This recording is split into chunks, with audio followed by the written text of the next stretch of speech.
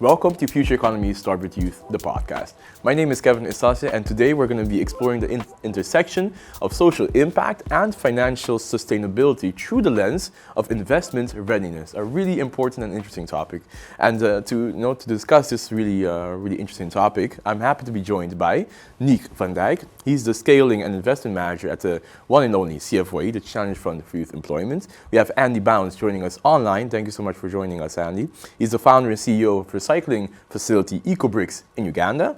Last but not least, Anouk Verheijen. She's a Senior Programmatic Technical Assistant Officer at the Dutch Entrepreneurial Development Bank, FMO. Thank you so much, my wonderful guests, for joining us today.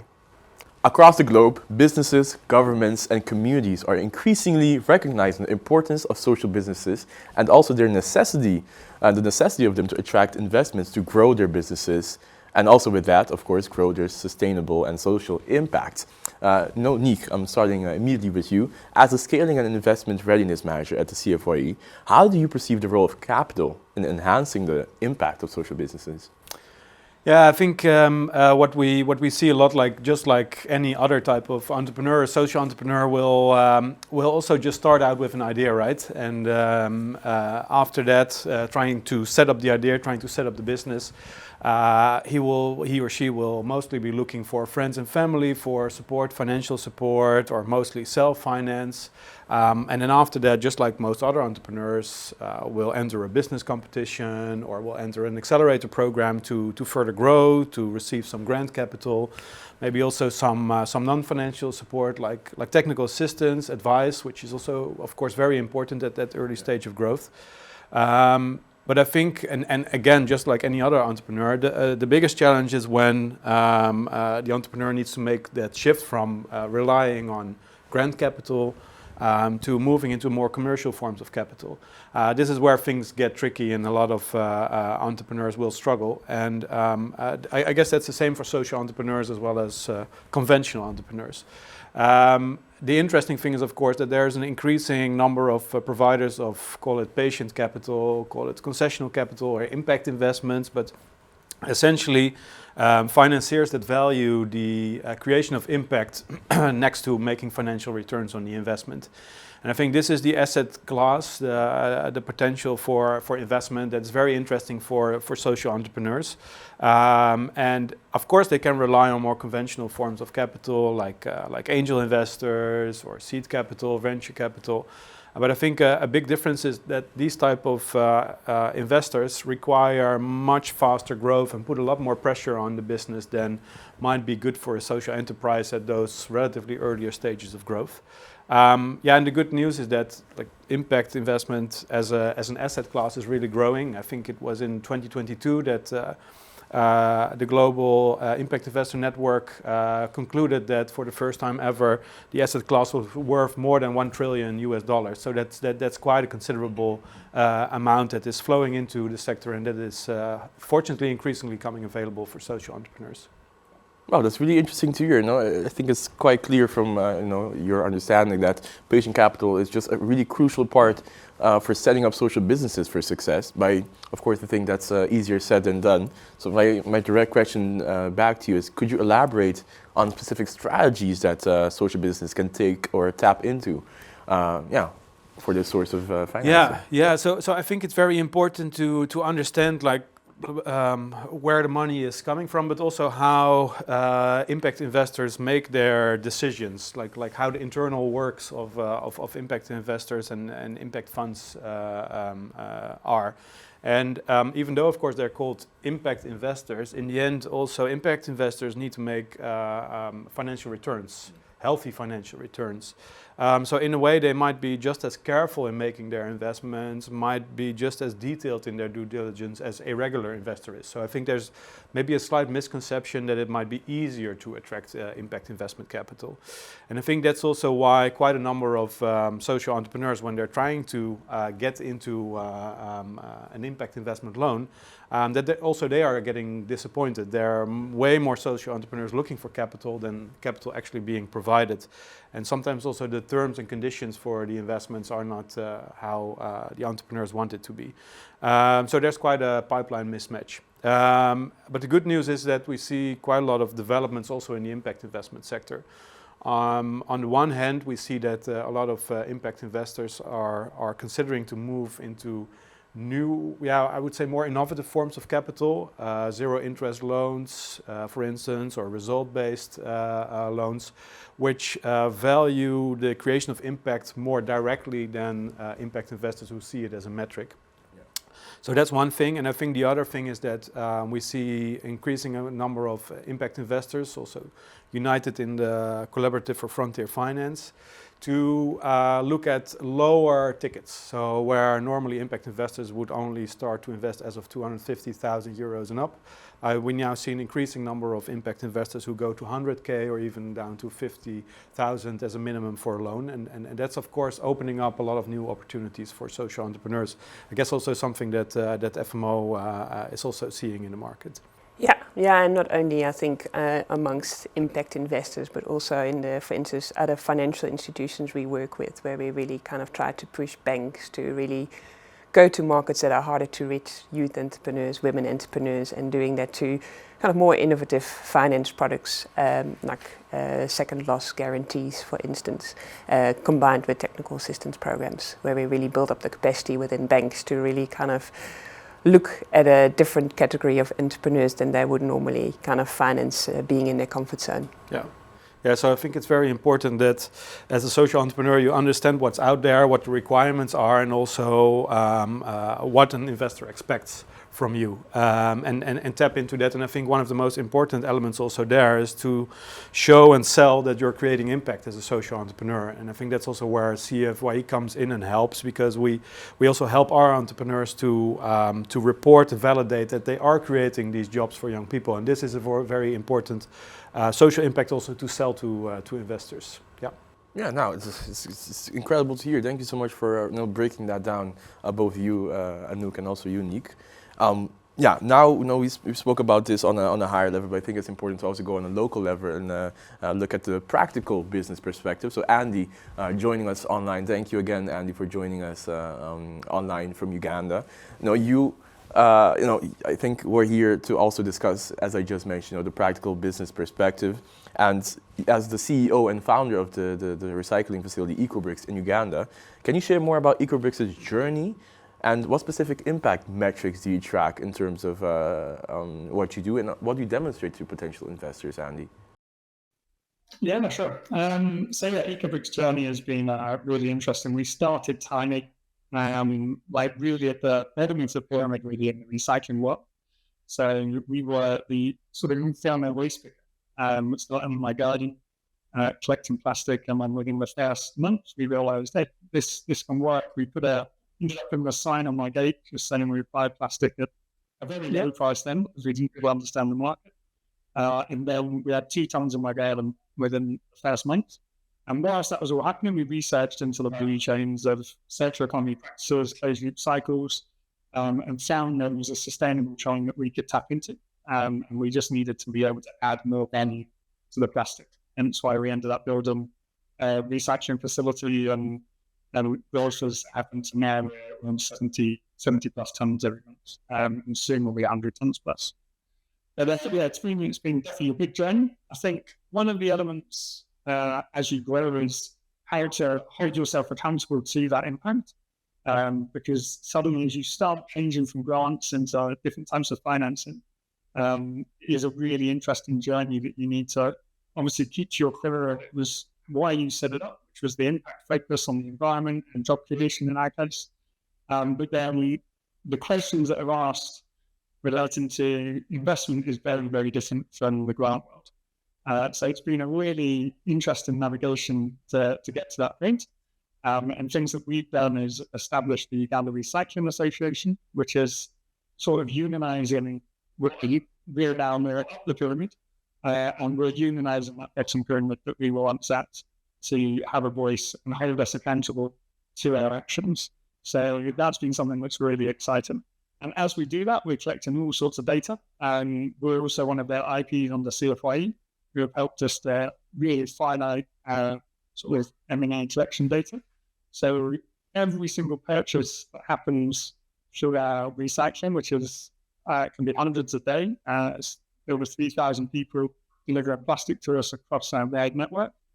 we checked obviously the names, the ages, the gender, and obviously the quantities they're recycling, how much they're getting paid, how much they're earning. And then when they register with us, we take the opportunity to collect extra data as well, and create sort of a baseline of their general well-being, so we can really assess our impact over the duration of the project. So it's been a lot of learning from Gardens and our factory, and we're collecting a lot of the data to demonstrate that journey on the way. Now that's really interesting, Annie, and please bear with me. We have a lot of questions for you because it's quite interesting the perspective you bring. But this brings me to my next question. I'm really curious in terms of what are the contrasts for you. So what are the contrasts between traditional startup funding sources such as angel investments, with impact investment options? What's the contrast like that? I think we found angel investments really hard to tap into because maybe it's partly our location, being based in Lusaka, Uganda, so we're not even in the capital of Uganda, so maybe that made networking a little bit harder. But it seems angel investors, from what I'm hearing from other SME and entrepreneurs, come from personal networks and family and friends, and I just wasn't able to tap into that space. So we kick-started with some personal capital that I was able to inject. Then I was able to gain a business partner who injected a little bit more, and then it started to snowball with grants. So starting very small grants when you're trying to attract 2,000, 5,000, and you grow and grow and grow. Because I think all of the things, grants, investors, they all need to see a track record, and that's the hard thing to build up. And it's a struggle at the start. So I had no wage for the first 2 years and was doing it part-time around other work, and then gradually it starts to come together as you build up that track record that allow you to go out for those larger scale grants and then bigger investments, zero interest loans and blended finance models that Nick was talking about, and there's a whole different range there. But we've been successful in tapping into a few of those, and they're really accelerating our growth now. Oh, really interesting. And my immediate question goes right back to you. How did this impact your trajectory? What role will these investments and also the growth of EcoBrix play in terms of the creation of jobs for young people? Yeah, so grants, like we say, we started with grants. It was literally at the beginning 80%, maybe more of our core income. But they often come very restricted with guidelines exactly how you have to spend it, budget lines that you submitted 6 months earlier, and then you have to be held accountable after you're successful. So it can be really hard to just adapt and grow and innovate purely with grant funding. It's essential when you start out, but as Nick said, this transition has to happen. And CFYE are a great bridge for that because they fund actual our core impact. So what we do anyway as we grow, it's been really helpful to have a funder like CFYE come in and go, we want you to create youth green jobs, and we're like, well, that's exactly what we're doing. So we don't have to divert our model, our sustainable model in any way, and actually they encourage this blended finance and loans and different things. So now we're getting to that point and we've successfully secured loans. It's completely unrestricted. Obviously, you have to pay it back, but we've got very flexible payment terms because we've gone down this impact route, focusing on our impact with all the data we've collected. And that allows us to accelerate our growth. So we're spending this on our expansions, growing into different geographical areas. Also, any unexpected costs that come up, we have a reserve that we're able to quickly jump in and just go, okay, the transformer blew. We've got to get in and repair the transformer as one example. And these things grants can't really do. So to have this two different revenue streams has been extremely helpful, on top of obviously our growing revenue from sales as we hit this sustainability. No, Andy, it's great to hear about the upwards trajectory of EcoBrix, and again, bear with me, so many questions, but we're discussing building a social business like EcoBrix, and this makes me really curious about what are the hurdles that you've been encountering along the way, because I'm assuming there's unfortunately a lot of hurdles, but how have they impacted your operations and the broader efforts to attract investments? What strategies did you employ to overcome these hurdles? Yeah, it's definitely been a journey for sure. From 2017 to date, it's been a roller coaster. And some of the biggest changes we've had is when we've been importing specialized machinery for recycling. It's been really hard because the tax for importing machinery is super high in Uganda, so it makes it really, really hard to make that an affordable thing. And also, again, to do that under grants and say we've got to pay this tax. Sometimes grant providers struggle with the idea of helping you with those tax elements because they're used to a more NGO world which doesn't have so much space much tax implications. So that's been a challenge. We're fighting that, or we're in discussions with that. Actually, it's better. It's not a fight. It's been a good debate that we've been having with the government of Uganda, with folks in our work through NEMA, the National Environmental Management Authority. And we're currently getting a petition together, and then we're doing some policy writing to try and allow for green enterprises that can be evidenced to be green and supporting the country, both environmentally and in job creation, to get a bit of a tax benefit or a tax waiver on these import costs. It was done for other products, it's done for coffee some time back, so we're able to show where it's worked and been evidenced before. And now we're really hoping we're able to put that in place for organizations, the benefit mutual organizations on top of EcoBrix. In fact, it might benefit us less because we've now kind of imported all our machinery. But yeah, it'd be really exciting to try and get that in place and have a longer term impact as well in that area. So, and then I touched on before, as we're going into investment, there's been a challenge of switching from the grant mentality to the investment mentality. And what I mean there is the questions you asked around grants, all around impact and KPIs, and then budget lines. With investment, you asked about, yes, your impact, but you're more asked about your revenues, your sales, and growth in that regard, and how will you pay back the loan, which makes complete sense. But when you've been doing grants for some time, it's quite hard to shift that mindset amongst the whole team, and we've been successful in doing that. But it's been quite an interesting journey to also make sure we have the evidence paperwork to supply for both grants and investment. And in hindsight, we would have been much more organized in not just recording our impact, but also recording different markets, different market segments, our group, how much of the market we're controlling in our region, and these sort of things that are coming up a little more in the investment world. So yeah, those would be some of the core challenges and that we're overcoming at the moment. No, interesting. I think a lot of difficult challenges and hurdles that most people don't expect when it comes to these social businesses. But my next question is also, I'm interested in hearing, how do these challenges and hurdles impact the creation of green jobs for young people? Yeah, we're really lucky that our model allows anyone to earn through recycling because it's a low entry job, just collecting waste. We want to make that a more fulfilling job and make it a job that can be recognized as a job, not just previously it's been looked down upon quite a lot within the society as a waste picker. So we're renaming it as a resource recovery agent, along with other partners who are using that name. And it's exciting to see how that's changing. So we're able to focus on youth. We were able to make, I think we're over 2,280 something individual youth who have earned through recycling through EcoBrix directly. And then it's about 203 of those that are making it a full-time job. And that is someone earning above the national minimum wage.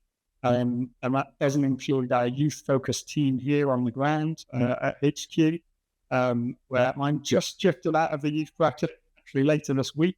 I'm still classed as youth at the moment because it's 18 to 35 is the youth category in Uganda, and it's one of the largest, I think, youth populations in the world and fastest growing populations in the world. So it's a vital area to create these jobs, and we're really proud that our medal naturally does it, and then we can build in some tools and systems to make sure we focus on that and other inclusive areas. So we provide jobs for people with disability, making sure they're managing what we call a community buyback centre that we put out in convenient spots around southern Uganda. And we try and employ where possible people with disability there. And then we also try and focus that we get youth women in those jobs, because what we found is if a youth woman is managing one of those sites, it attracts more youth women into the recycling space. And I think that's just that the networks and spaces like this, that if there's a man doing it, maybe his network is more male. If it's a woman doing it, maybe their network is more female. So we're really focusing on these little key things that we can do to also boost inclusivity, which is really exciting as we get the youth employment figures up. Oh, interesting. Happy early birthday, Andy. It's a shame to wave you goodbye from the age bracket, but I think I will make you proud as young people, even if you wave at us from outside the group. But thank you so much for taking us through this, quite inspiring journey from EcoBrix. I think we've seen a lot of the challenges you face, but immediately also we see how these challenges may seem big, but with partnerships like CFYE, they become smaller challenges. So thank you so much, Andy. And Niek, I want to move immediately now to you. My question is going now towards public financing. How can public financing leverage and be leveraged to accelerate the impact of social businesses? And specifically looking from a CFYE lens, how can you describe this from your perspective? Yeah, of course. So I think, so as the Challenge Fund, we have a significant target, of course, right? 230,000 jobs for young people. That also means that we need to work at a certain economy of scale. So we don't typically work with really small early stage companies, but with slightly more advanced companies. And I think one of the ways in which the Challenge Fund is supporting their growth and hence also their more creation of jobs is that the grant funding that comes in, the matching grant funding from CFYE, that it de-risks certain investments that the company is making into growing its infrastructure, growing its services, growing its products. I think EcoBrix is a great example of this, but I can also give another example of a company that we're working with in Egypt. That's a job tech company. They are basically a platform where they connect people working in cleaning sector with clients, both public, with individual clients and company clients. And they noticed that the people on their platform, the young people on their platform, struggled with certain soft skills, just basic skills, employability skills to get jobs in. And so they set up an academy, an online academy on the platform to help train these young people on soft skills. If they would have to completely invest themselves into setting up such an academy, that can be quite risky. And I think by matching a grant into the investment that the company is making, we help de-risk such an important activity that will increase the employability of the young people on their platform. So that's I think one example. Next to that, and Andy and EcoBrix have also been part of that. We also provide what we call technical assistance. So basically non-financial support to the companies in our portfolio, and we also do that on growth strategies and on getting investment ready. And for instance, we have had a group of companies in our portfolio like EcoBrix also be involved in a training trajectory where we help prepare EcoBrix and others for engagement with investors. And like Andy was saying, like this whole shift from talking in grant making words and preparing grant making documents to going into more commercial investments where investors look more at the core of your business and you have to sell more of the core of your business. That shift is not that easy, and that technical assistance is helping the companies to get ready for that. And I think lastly, worthwhile to mention that there are also some investors in our portfolio, investment funds in our portfolio, like Acumen or Balloon Ventures, WIC Capital from Senegal. And the support that we provide them, the grant funding that we provide them, also helps them to de-risk certain parts of their investment strategy, and that can help to attract also other capital into the fund, and therefore also supporting those investors to provide more loans to small and growing businesses in their company. So I think these are just a couple of ways in which we, as CFYE, help finance this the growth of companies and the creation of jobs for young people. No, really interesting. And we've heard from the local perspective from Andy, the CFYE perspective from you, Niek, but now I really want to focus now on the institutional perspective from you, Anouk. talking about this institutional perspective, I'm really wondering, because you're coming from the FMO, how important is job creation, especially youth job creation for the FMO, and how is this being worked on and approached in terms of the FMO's portfolio? Yeah. Thanks for the question. Well, FMO is a development bank, so kind of development is in our name, right?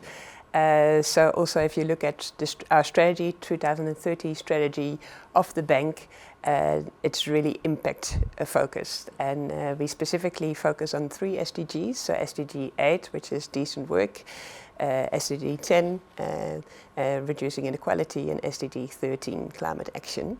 So obviously decent work and job creation is kind of captured in there, and yeah, that's something that we kind of actively drive our investments on, and we also report on that on an annual basis. So for instance, over the last year, so over 2023, we created a total of 990,000 jobs through our investments. And then also, it's one thing to have kind of the SDGs in your strategy. How do you then kind of really make sure in new investments that you steer on impact? We do that mainly through labeling our investments. So at the moment we have what we call a green label and a reducing inequality label. And it's we can apply a label on the reducing inequalities label on an investment if its investment is taking place in a least developed country, or if there is a substantial contribution to inclusive growth. And inclusive growth also means creating youth employment opportunities, for instance.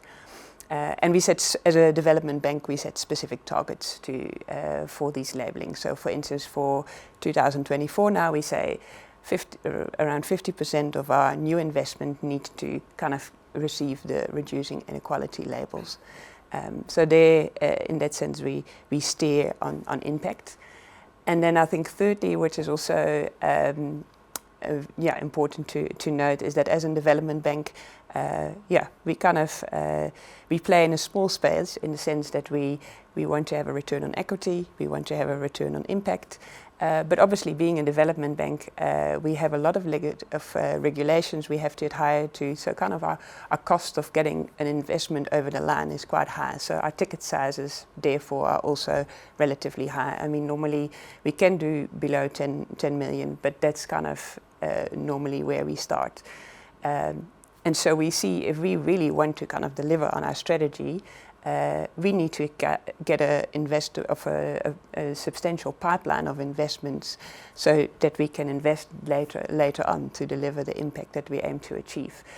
So yeah, I think you talked quite a lot about impact investors. I think we see as a development bank quite a key role to kind of really create kind of what we call a market for ourselves. So hence market creation.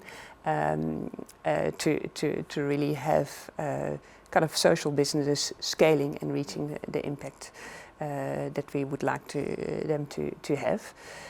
So one way of the way we do that within FMO is that we added market creation to our progression model, and where we, through partners, mostly provide what we call pre-investment support, so providing catalytic capital to smaller early stage companies.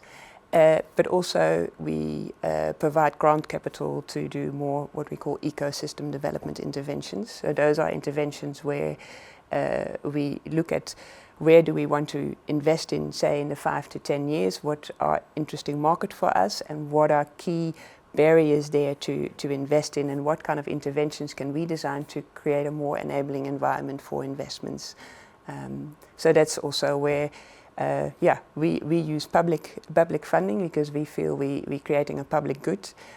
Yes, we are creating a pipeline for us as DFI, Development Finance Institution, but also the aim is to not only do that for ourselves, but also for other DFIs and other impact investors. Because we see the key role for the private sector. If we really want to kind of deliver on the SDGs, we need to mobilize private capital to be able to reach that. Yeah, I totally agree with you. And you know, one thing about young people is we love making things concrete. And as a young person myself, I really want to make I'm glad push, you do. push this into a concrete aspect. So my question is now: can you elaborate on some of the success stories or case studies where this, these structures and partnerships have effectively driven job creation and supported social businesses? You know, so I think my question is, apart from also hearing about these success stories, how do you concretely measure the impact of these initiatives? Maybe to give 2 examples, I think FMO has been quite successful in the past in raising funding outside FMO. So for instance, from the European Commission, UK government, Dutch Ministry of Foreign Affairs to set up impact-driven investment programs. And I think we have a couple of examples where these programs kind of have been able to launch innovative financial products into the market, or other examples where it's kind of we've created innovative partnerships. So in terms of an innovative project, to give you of financial product, to give you an example, at the moment we're carrying out the Nazira program, and Nazira is a second loss risk sharing facility, and the real objective of the program is to support youth and women and also rural entrepreneurs, and for financial institutions and to kind of increase finance to those different groups through financial intermediaries. Often financial intermediaries shy a little bit away for that, specifically because it's seen as too risky, and hence we designed a second loss guarantee facility. And second loss is kind of important because if you have a first loss, then it means as soon as kind of a company doesn't pay its loan back, then the guarantee kicks in and then you pay back. So in a way, a bank doesn't need to really get out of its comfort zone, because it's kind of immediately when a company doesn't perform, they get paid back their money. But with a second loss facility, the first loss is provided by the bank, so they have to really take some risk and do more riskier things to get to the second loss portion. And we're not only providing the financial product, but we also developed into a program where we also have kind of a substantial technical assistance facility. So then through the facility, we support financial institutions to develop new financial products. So for instance, a specific lending product for youth entrepreneurs, but we also look more at their processes and see, okay, the way you manage risk, we help them to do that in a more granular manner, because often banks say, okay, this is risky and this is not risky. It's quite black and white, and we would like to also, with the use of, for instance, AI, just to really help them to really understand the data they have available of their potential client base better, to make kind of and to take some of the perceived risk away for these groups. And then we also have a data platform developed for this guarantee, where all the financial institutions report the loans that they have provided through the program, also the number of youth loans and the number of jobs, of the number of loans they have created, they have provided to youth, for instance. So that's the data we have available and then report on. And we also have the FMO partly created JIM, which is the Joint Impact Model, and there with other DFIs we came up with kind of a harmonized methodology for how you, for instance, measure the number of indirect jobs you have created. So that's also, for instance, with the Nazira program, at the moment we are, I think, over 42,000 jobs for youth, for instance, that we have created through the program. And I mean, we haven't fully committed all the guarantees yet. That's later this year. So just to give you an example. Maybe an example of an innovative partnership. I think there it's interesting to mention the DFCD, the Dutch Fund for Climate and Development. And there FMO works together with 2 NGOs, SNV and WWF. And the program as such really would like to kind of increase finance to adaptation projects or businesses that are really having working in the adaptation space. So also a lot of social enterprise with high impact. And SNV and in their local country offices, they identify opportunities and they provide, similar to what you're doing in CFYE, investor readiness support to kind of further scale those businesses till they get to a stage where they can receive financing from us as FMO, as the development bank, and then kind of through receiving finance for us, hopefully more commercial type of financing down the line. And I think for us it's been it's difficult. I mean, it's really kind of SNV and WWF really come from kind of the impact world, and I think similar to what Andy was saying, kind of in with grant makers, a huge focus on impact, and they also have had a lot of discussions with our investment teams because they would bring kind of deals to us and we were like, well, but there's no way this kind of company can be investable, say, in a couple of years down the line. So you really have to look at other matrices as well. And so we are able to steer kind of the type of pre-investment support they provide. And still some of the businesses have kind of gone onto our loan book and have received funding. In some instances, we also have worked with smaller impact investors and that are able to provide lower ticket size as well. So we're not.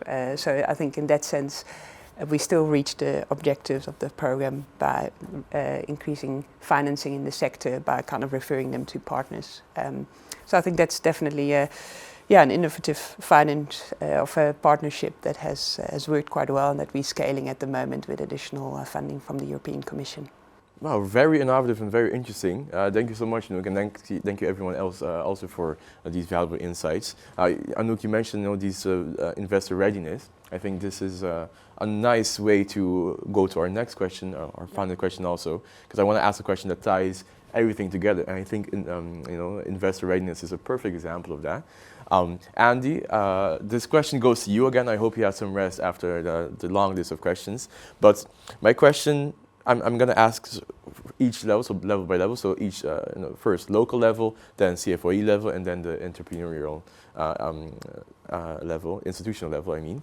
So Andy, starting with you, what are some practical steps that entrepreneurs can take when looking to set up investment readiness, investment-ready social businesses? I think you would be one of the ones who know best in terms of practical experience. Are there any essential considerations or best practices to keep in mind when, during these development stages? Yeah, I'd definitely say the first thing is to try and not get distracted by grants, especially when you start to out. There's a lot of maybe low-hanging fruit grants that you can jump onto that might distract you from your actual core sustainable business model. And therefore, if you grab onto them, you're probably going to be relying on it forever because it's a grant-focused program. An example for us was we were asked to do a lot of educational work around awareness of recycling, which we still do a touch of, and we've designed it in a much more sustainable way. But we grabbed into a grant that was focused on that, and then we were able to run this a year-round program. It had some great impact in different things, but it wasn't going to generate any further income in its own right. So it distracted us from actually, let's just focus on our sales and our revenues and the impact that comes with growth. As was touched on there, if you're able to grow to do thousands and thousands of jobs, that comes with steady revenue growth. And that's what we're really excited about. So not being distracted and trying to stick to your core mission and making sure that policies and governments and everything else also are in line with that core mission. Now that's really interesting. It's short and sweet. Thank you so much, Andy. Now on the CFYE level, same question. Yeah, there's so much advice that we could give, but just taking out one, I think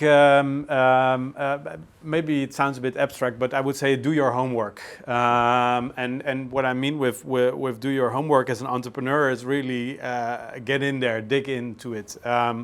I noticed that with quite a few companies, like attracting investments is something that the CEO does on the side while he's also running a company, and it just doesn't work like that. You need to spend or allocate dedicated time, either yourself as a founder or somebody else in your team, to orient yourself on what's out there and what best fits with your company to understand what your investment need is, to be able to connect that to your growth strategy, and so on and so on. It's an art in itself, attracting investments, and I think sometimes entrepreneurs underestimate that. So and of course programs like, or funds like CFYE are there to support. There are plenty of other programs that are there to support in this journey. So also make sure as an entrepreneur that you see if you can find any help in that process, because it's definitely not easy. No, really interesting. And Anouk, last but not least, the same question. What are some practical steps that entrepreneurs can take when looking to set up an investment-ready social business? Yeah. I think realistic target setting, I would say, but then that's both on the kind of business side, but also on the social side. And I think, Andy, you pointed out to it, those are really interlinked, right? So if you grow your revenue, that means you create more jobs. So the kind of your social impact is tied to your financial impact. And what I've ever seen, I've been also kind of in previous job more on the grant side, where a lot of early stage companies are overselling themselves on social impact, and where they set targets which are not really kind of, they're not really substantiated. And what I now see from kind of a development bank perspective is that often when we kind of invest in funds that also have like a more social objective, is that you either have funds that are very strong on the impact side but not really on the financial side, or on the financial side very strong but not really strong on the social side, and they haven't really integrated that kind of the impact side into an overall governance structure. So those things are, I think, from the start equal importance, and it's crucial to integrate both parts in the governance and kind of your overall business operations from the start, and take them serious. They're both important. Oh, interesting. I think the final question really came with a lot of key takeaways. So we heard, don't get distracted by grants by Andy, do your homework by Niek, and also just be realistic with target setting. I think any social startup business listening to this podcast or this episode will have a lot of good tips. So thank you so much, all this, Niek, Andy, Anouk. You really shed light on all these challenges, but also the opportunities. We should start thinking of opportunities not only in problems, but the opportunities and of course challenges instead of investment-ready social businesses, and also accelerating their growth, which is equally important. Looking at Andy there, your perspectives have been really enlightening and provided a lot of insights for how social businesses come to life. I kind of want to set up my own social business now, hearing all this. Luckily, I am too busy, because or else I'll be sitting there next to Andy, also doing something for the world. Not that I'm not. But thank you so much, Andy. Have a nice day there in Uganda. I see the sun is shining. This was Future Economy Start With Youth, the podcast. My name is Kevin. Thank you for listening, and see you next time.